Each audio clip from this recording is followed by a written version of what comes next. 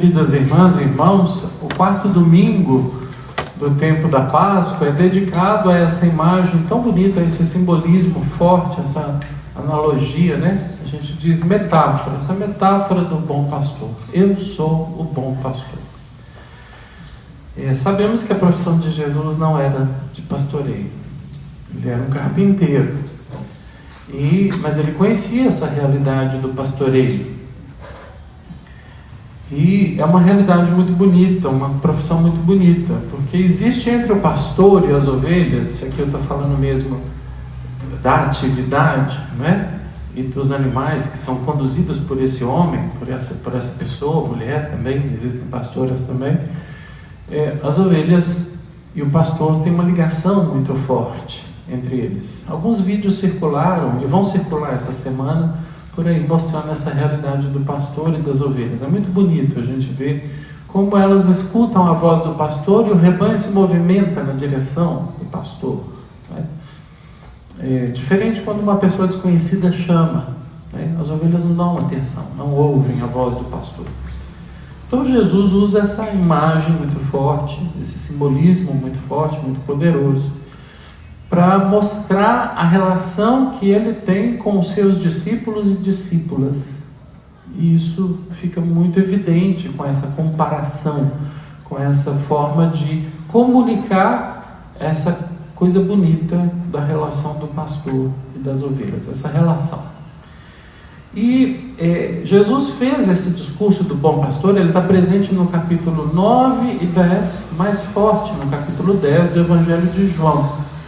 Então, nós lemos esse capítulo ao longo de 3 anos. Então, todo quarto domingo a gente vai ler, quarto domingo da Páscoa, a gente vai ler um pedaço desse capítulo contido no Evangelho de João. E esse discurso, diz o evangelista João, foi feito por Jesus na porta do templo, no momento em que a comunidade está entrando para fazer a festa chamada da festa da dedicação. Então ele está no portal por onde o povo passa, e ali ele faz essa homilia, digamos assim, do bom pastor. E essa festa que Jesus está celebrando é chamada de a festa da dedicação, porque 2 séculos antes de Jesus, né, os gregos tinham invadido a Palestina e dominaram o país, né, e entraram no templo, profanaram o templo, fizeram um escarcéu, roubaram o tesouro do templo e levaram o bem que foi considerado ali como o mais importante, né, o candelabro de ouro dos que eles levaram, né? O mais importante foi o candelabro de ouro. É um candelabro como esse que a gente tem na frente do ambão, né? Essas 7 velas, só que a menorá, o nome desse candelabro, ela tem uma haste só, né? A ideia do Deus único, né?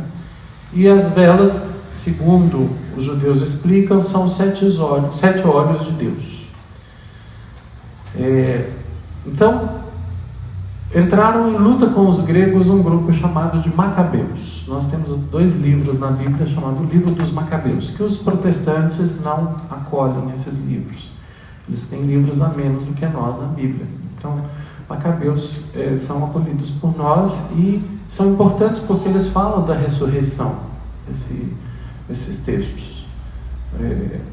Então, os Macabeus se revoltam contra os gregos e aí a Palestina é tomada de novo, mas depois vai ser de novo escravizada pelos romanos, enfim.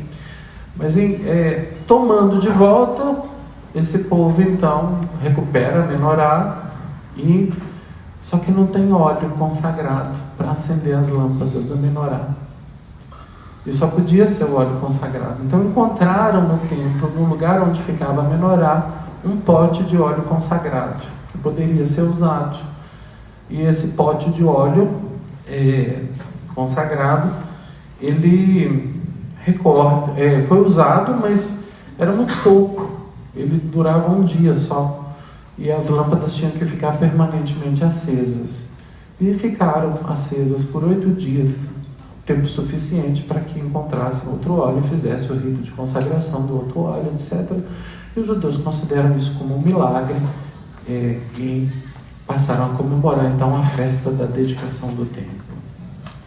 Então é nessa festa, que é uma festa muito alegre, muito feliz assim, dos judeus, que eles comemoram então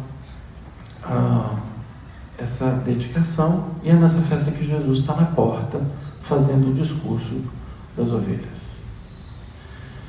E esse discurso de Jesus é muito interessante, porque tem 3 personagens aqui que nos interessam: as ovelhas, o pastor e os mercenários.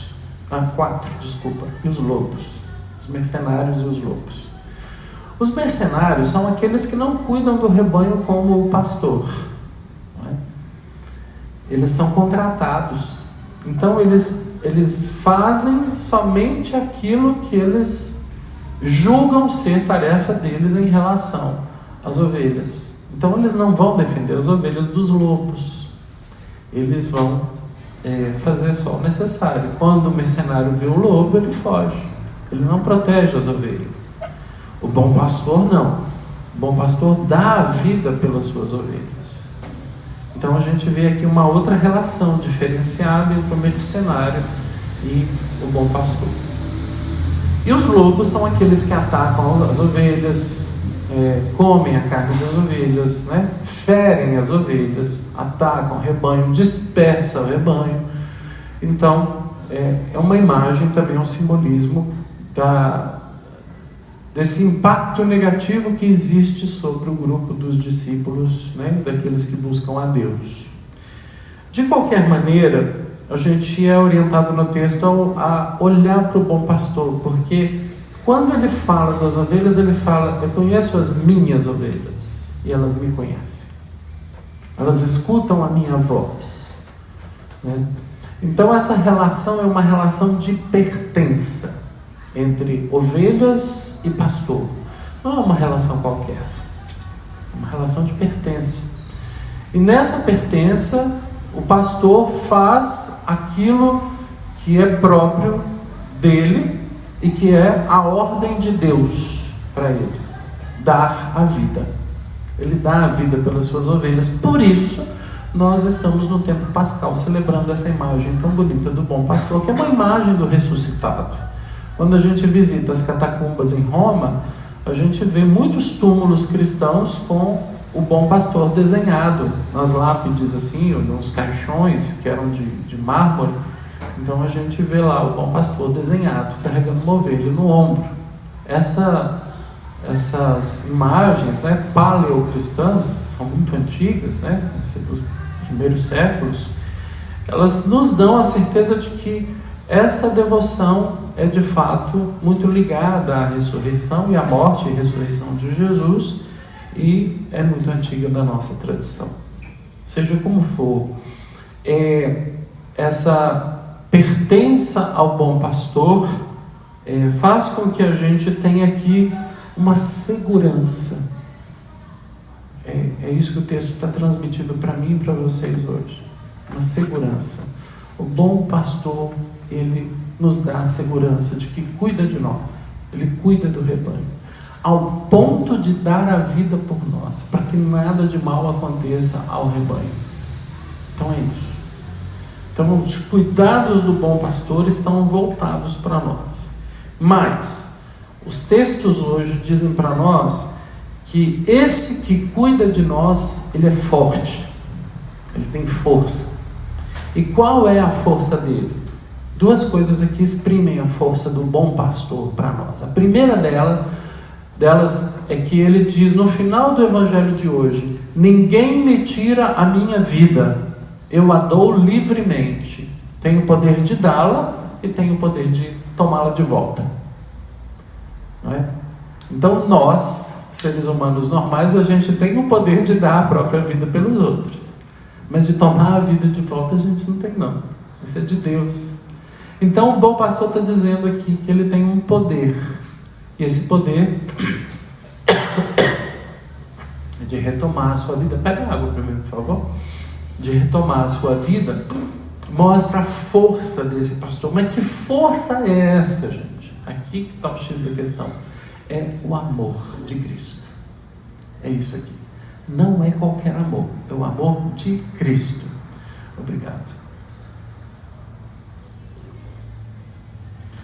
Fica com ela aqui, por favor. E esse amor de Cristo é esse amor capaz de ser livre até de si mesmo, para poder doar-se aos outros. Porque a tendência humana, natural, é a gente se proteger, a gente se defender. Mas dar a vida pelo outro tem um significado muito forte, muito profundo. Então tem uma força aqui, que é a força do amor verdadeiro, que se põe para morrer em defesa do outro. E quando a gente olha para a vida de Jesus, a gente percebe isso. Me vem muito à mente aqui o caso da mulher prostituta que ia ser apedrejada, porque foi surpreendida em adultério. Não se diz que ela era prostituta, diz que ela foi surpreendida em adultério. Né? E quando essa mulher, surpreendida em adultério, é colocada, exposta em praça pública, uma humilhação terrível, quem é que se põe à frente dela para defendê-la? Jesus, o único que se pôs à frente dela. E essa atitude de Jesus é muito bonita, porque diz para nós algo muito importante da nossa fé, que é a eleição. Deus nos elegeu. Significa, Deus nos escolheu e se posicionou a nosso favor. É isso. Não é porque você é bonzinho ou malzinho, não. Ele nos escolheu indiferente de qualquer coisa. Então vocês foram escolhidos por Deus, e Ele se posiciona por vocês, ainda que você seja uma ovelha que se desgarrou e foi atrás dos lobos, ainda que você seja uma ovelha que preferiu ficar enredada lá com os mercenários, ainda que você, por conta própria, se desviou do rebanho, digamos assim. Eu estou usando as imagens, tá, gente? Ainda assim, o bom pastor se posiciona por você, como seu defensor, como seu dono, como sendo você uma ovelha do seu rebanho. E no Evangelho ele diz isso: eu tenho outras ovelhas que não são desse aprisco, também a elas eu devo me dirigir. Então, essa experiência do bom pastor é uma experiência que mostra o tamanho e a força desse amor. O tamanho e a força desse amor ultrapassa as medidas humanas. E a gente tem medidas humanas muito severas para os outros, né? Para a gente não tem, não, né? A gente tem muita medida severa para os outros. A gente põe regra, a gente põe lei, a gente põe norma, né? Na hora da gente seguir, a gente afrouxa, né? Jesus não. A medida é o amor. Ele entrega a sua vida, né? E Ele convida que cada ovelha escute a sua voz e faça esse movimento de, ao comando da sua voz, se aproximar dele como seu rebanho. A gente faz esse movimento aqui quando a gente vai ouvir o Evangelho. É um pouco isso, né? Como as ovelhas que escutam a voz do pastor e vão se dirigindo a Ele, porque Ele nos fala, Ele nos chama, Ele nos convoca. Ele tem uma palavra boa para nós, né? Uma palavra de salvação, uma palavra que é boa notícia, né? É uma boa nova, que significa evangelho. Evangelho é uma palavra boa nova, uma boa notícia. Então, meus irmãos e irmãs, dentro desse esquema, dessa relação de cuidado de Deus para conosco, e não de expulsar, mas de colocar para dentro do aprisco, e não de desprezar, mas de reconhecer até fora do aprisco ovelhas que não são desse rebanho, mas que pertencem a Ele. Me ocorre aqui uma palavra de Jesus que está no Evangelho de João, capítulo 6, e que fala muito fundo no meu coração, assim, de padre, de pastor também, né? Porque eu exerço esse ministério aqui com vocês, que é: aquele que vem a mim, eu não o mandarei embora. É uma palavra de Jesus muito forte. Aquele que vem a mim, eu não o mandarei embora. E eu acho que isso devia calar fundo no coração de cada um de vocês. que buscam por Jesus. Ele vai acolher, Ele vai receber, Ele não vai mandar embora. Então cada um se sinta assim, como essa ovelha amada, querida, né, abraçada e cuidada por Ele, né? E a gente tentou, nesse tempo aqui de paróquia, construir essa experiência, onde cada um pudesse se sentir aqui nessa paróquia, nessa comunidade, como uma ovelha que pertence a Ele. Seja quem você for, você tem uma pertença a Jesus. E o que a gente faz aqui é para exprimir isso que é dele, que é a realidade dele para conosco. Então, não há porquê a gente se pensar, né, como indignos disso. Não. O discurso aqui não é sobre dignidade. Dignidade só tem Deus. O discurso aqui é sobre amor. É sobre o amor de Cristo que nos reúne a todos.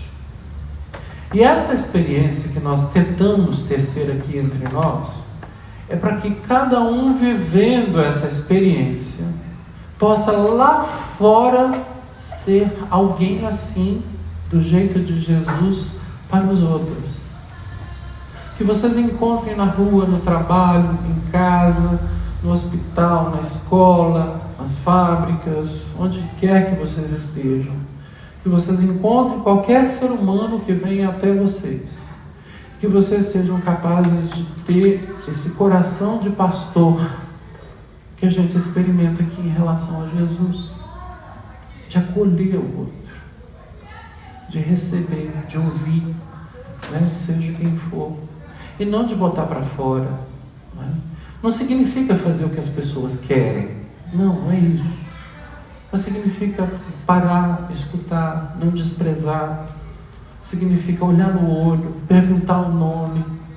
Significa, no mínimo, dizer: eu não posso te ajudar agora, infelizmente. Estou te entendendo, gostaria, mas eu não tenho como te ajudar agora. O mínimo, um telefonema, uma ligação, uma mensagem de WhatsApp: como é que você está? Sobre que você teve um problema aí com seu carro, né? Transformar o mundo pelas relações, transformar o mundo pela compaixão, pelo acesso ao outro, transformar o mundo pela capacidade de se aproximar, ser próximo do outro. O pastor vai em busca da ovelha. E toda vez que a gente faz esse movimento em direção aos outros, a gente está começando a entender quem é Jesus e o que Ele nos propõe. É isso. Então, meus irmãos e minhas irmãs, não estou dizendo nada fácil aqui. É difícil. Difícil em primeiro lugar por nós mesmos. E difícil também porque o mundo está difícil. A gente construiu um mundo muito hostil, muito violento. Um mundo muito repelente, né? Muito dividido. Então, mas é isso. A gente está aí no mundo para mostrar essa luz dele. A luz de Deus para esse mundo. Nós sois sal da terra, nós sois luz do mundo. E que a força do pastor nos alcance, nos ajude a viver isso. Se em algum momento o medo nos assaltar, lembremos-nos que nós temos alguém que pula na nossa frente, alguém que nos defende, alguém que está do nosso lado, alguém que assumiu a nossa causa, alguém que pessoalmente, eu conheço as minhas ovelhas pelo nome, alguém que pessoalmente gosta de você, do jeito que você é, e te quer, e te abraça e cuida de você. Amém.